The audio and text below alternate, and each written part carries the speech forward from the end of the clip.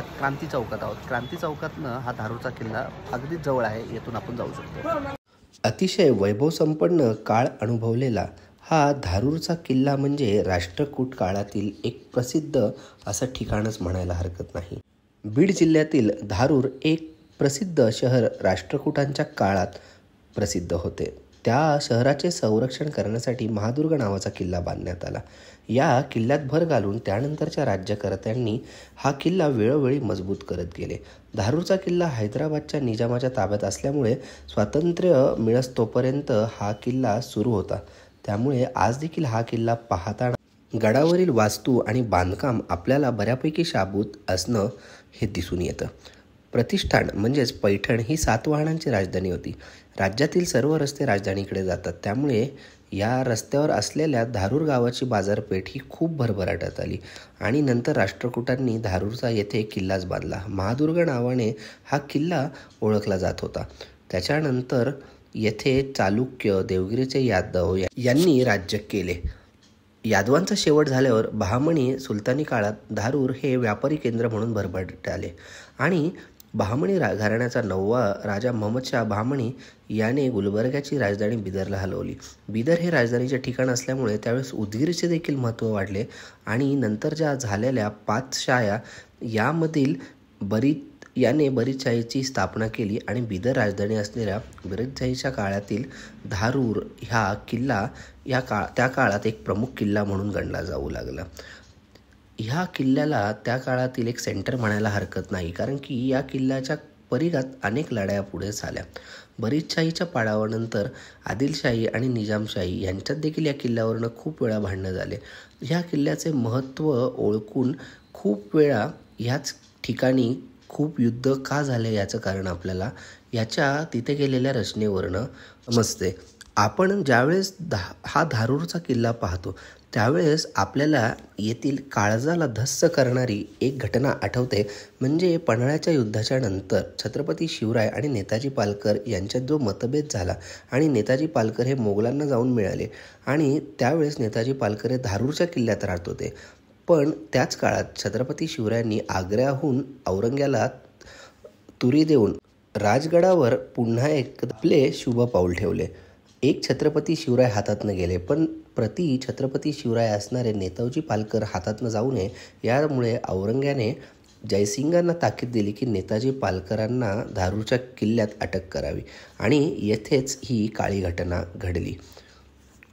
उदगीर येथे 3 फेब्रुवारी 1760 रोजी मराठे आणि निजाम यांच्यात खूप मोठी लढाई झाली। या लढाईचे नेतृत्व साक्षात श्रीमंत सदाशिवराव भाऊ पेशव्यांनी केले होते आणि निजामाला येथे सदाशिवराव भाऊ पेशव्यांनी धूळ चारली आणि नंतर येथे राणोजी गायकवाड हे निजामाच्या पाठीवर गेले। त्यावेळेस निजामाने या धारूरच्या किल्ल्याचा आश्रय घेतला आणि येथेच तो अडकून पडला होता।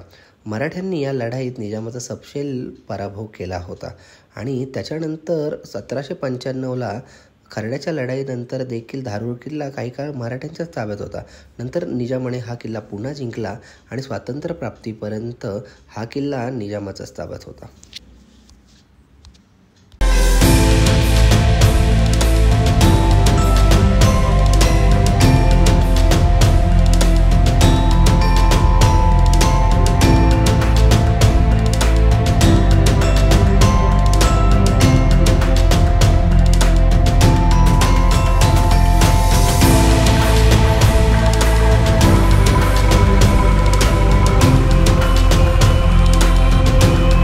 मित्रांनो, धारूरचा हा किल्ला पाहताना याची भव्यता आणि ह्याचं वेगळेपण आपल्याला दिसून येतं। म्हणजेच येथे आपण जे पाहतो सह्याद्रीच्या डोंगर रांगेच्या एकदम विलुप्त झालेला हा प्रदेश आहे मराठवाडा।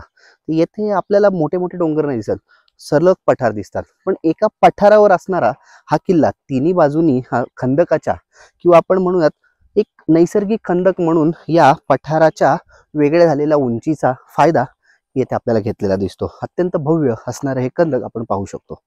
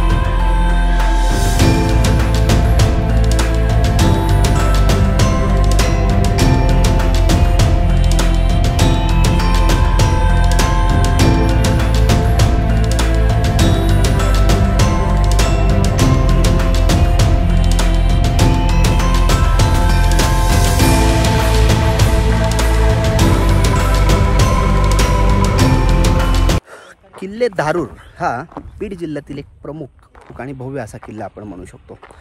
धारूरला आपल्याला पडकी तटबंदी, बुरुज, आजूबाजूला असणारं वैशिष्ट्यपूर्व खंदक आणि मराठवाड्यातलं नैसर्गिकरित्या झालेलं पठारांना तोडून झालेला हा सुट्टा असणारा डोंगर किंवा पठार आपण म्हणूयात, इथे हा किल्ला बांधला. हे वैशिष्ट्य आपल्याला या धारूरच्या भेटीत पाहता येतं.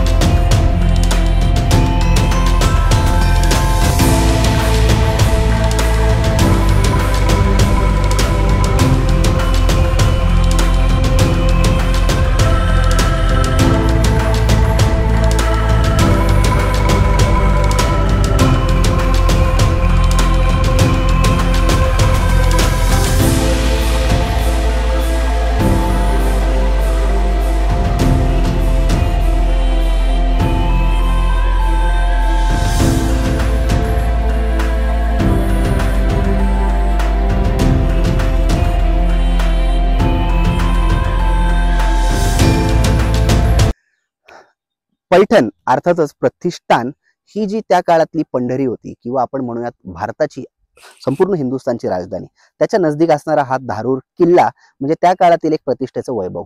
राष्ट्रकूट राजांनी येथे या धारूरच्या किल्ल्याचा बांधणी केली, जी की साध्या पद्धतीची होती. आणि नंतर ज्यावेळेस बेरीजशाहीची शक्ल पडली किंवा बेरीजशाही ज्यावेळेस खालसा झाली, त्यावेळेस निजामशाह आणि आदिलशाह यांच्यात या किल्ल्यासाठी खूप भांडणं झाली.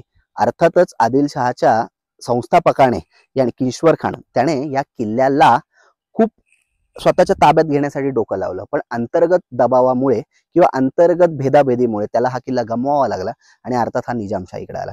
निजामशाहीचा असतानंतर मुघलांनी हा किल्ला स्वतःच्या ताब्यात घेतला. आपल्या मराठ्यांच्या इतिहासात हा एक किल्ला तसा काळा म्हणूनच पाहिला जाऊ शकतो, कारण की प्रतिशिवाजी असणारे छत्रपती शिवरायांचे प्रतिरूप असणारे नेताजी पालकर यांना या किल्ल्यावरच औरंगजेबाने फरमान सोडून मिर्झा राजे जयसिंग यांच्याकडे अटक केली.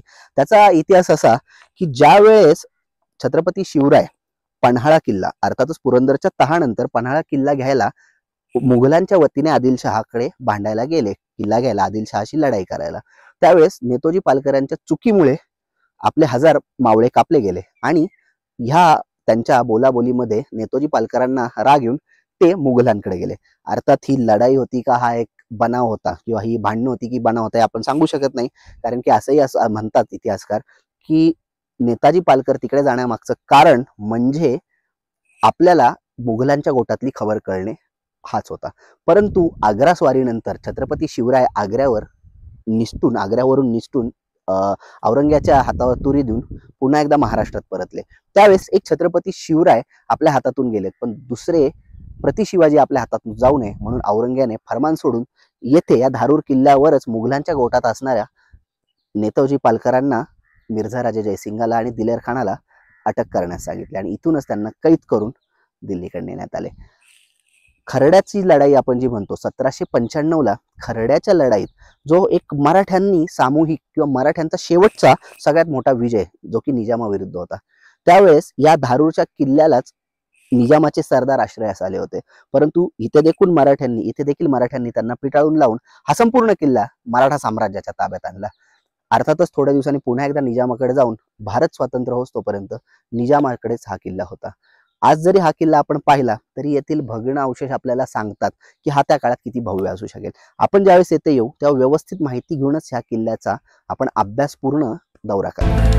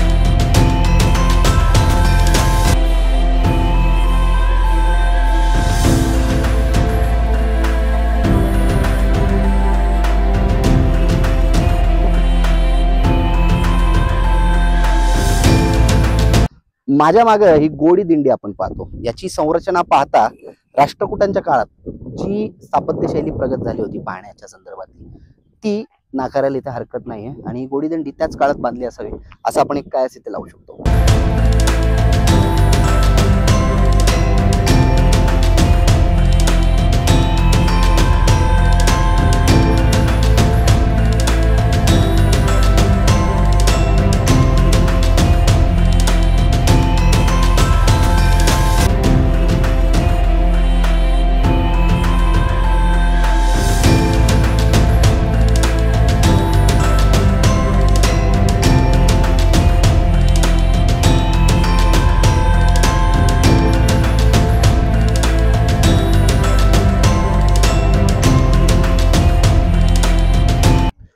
धारूरचा हा किल्ला पाहताना आपल्याला संध्याकाळी इथं खूप छान वाटतं. अर्थातच किल्ल्याचं संरक्षण किंवा किल्ल्यावरच्या वास्तूंना नुकसान न पोहोचवणं हे आपलं नैतिक जबाबदारी आहेच. आणि येत्या कचरा न करणं आणि ह्या किल्ल्याच्या सौंदर्यात आणि आपल्या येणाऱ्या हजारो पिढ्यांना याचं असंच बांधकाम दाखवणं हे आपलं नैतिक कर्तव्य आहे. हे सगळ्यांनी लक्षात ठेवून प्रत्येक किल्ल्यावर फिरा.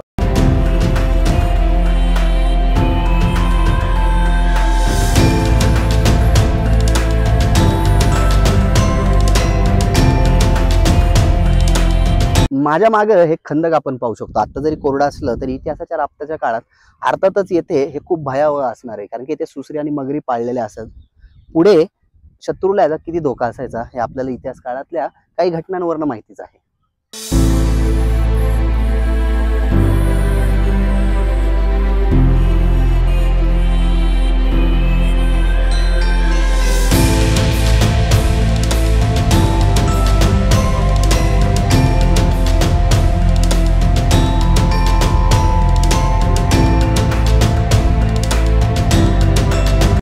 आपण पाहू शकतो ही तटबंदी, त्याच्या मागे खंदक, अर्थातच पहिली तटबंदी, खंदक, दुसरी तटबंदी आणि ही तिसरी तटबंदी आणि त्याच्यामध्ये असणारा हा अजून संरक्षणात्मक केलेला एक उपाय.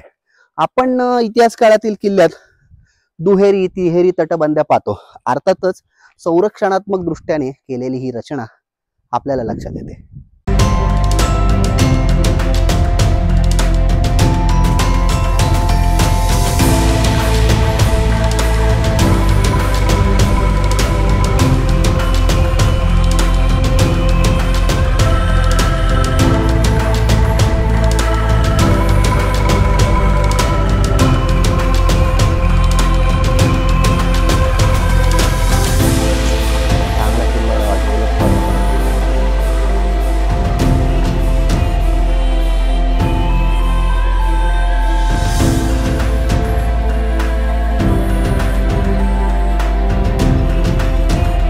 आपल्याला या किल्ल्याला देखील अर्थातच हा किल्ला मराठ्यांकडे होता.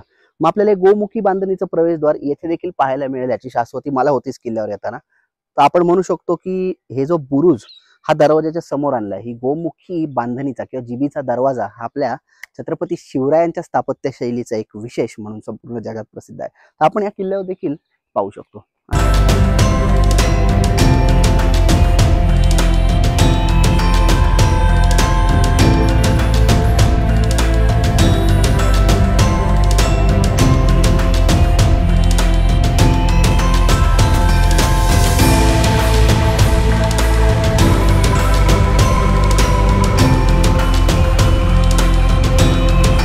जयगड किल्ला ह्या संपूर्ण फिरताना आपल्याला संपूर्ण गड कसा असावा याची अनुभूती कायम येते. तटबंदीमधील बुरुज गोलाकार असून त्यामध्ये आपल्याला जागोजागी माऱ्याच्या जागा केलेल्या कायम दिसतात आणि ते खूप छान आपल्याला पाहायला वाटते. बुरुजांवर तोफांसाठी सोय केलेली दिसते, पण तोफा मात्र कालांतरानुसार येथे आपल्याला दिसत नाही.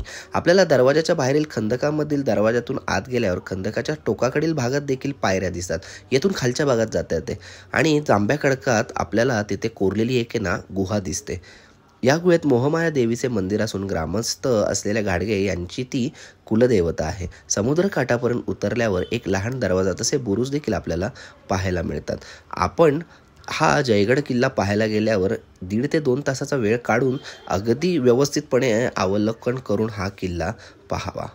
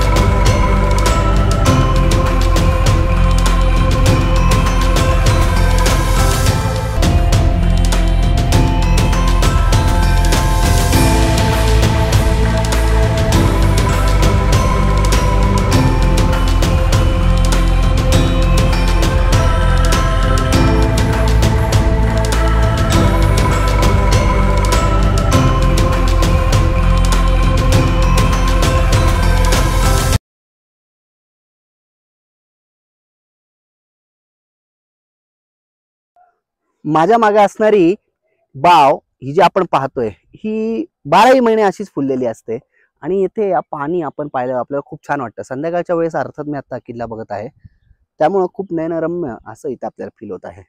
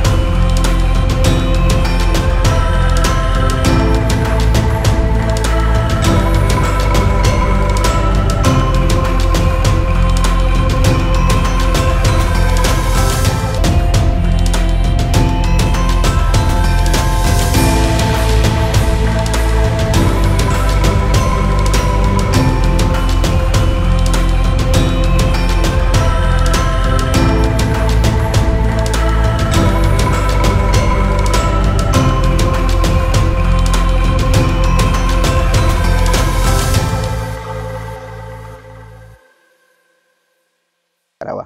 आपल्याला आमचा व्हिडिओ आवडला असल्यास लाईक, सबस्क्राईब आणि शेअर करायला विसरू नका. जय हिंद, जय महाराष्ट्र. छत्रपती शिवाजी महाराज की जय.